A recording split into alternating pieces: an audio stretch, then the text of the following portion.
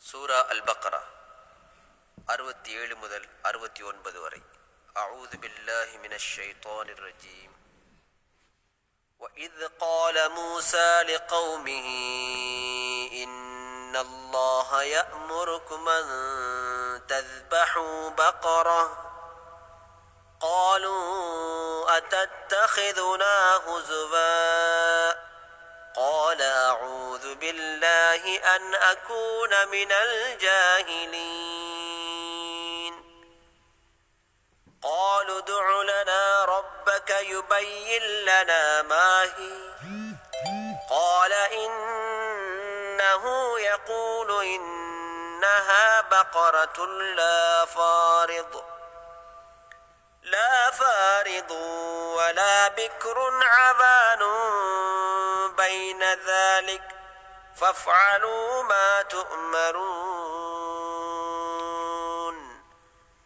قالوا ادع لنا ربك يبين لنا ما لونها قال إنه يقول إنها بقرة صفراء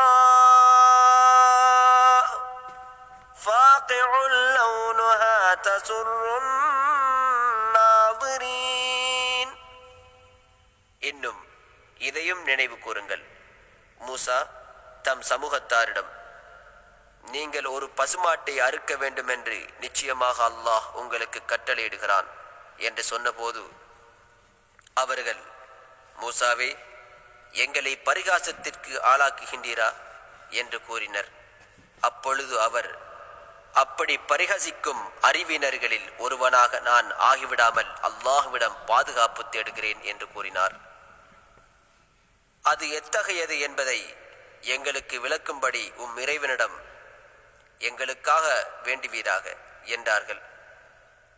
அப்பசு மாடு அதிக கிழடுமல்ல, கன்றுமல்ல, அவ்விரண்டிற்கும் இடைப்பட்டதாகும்.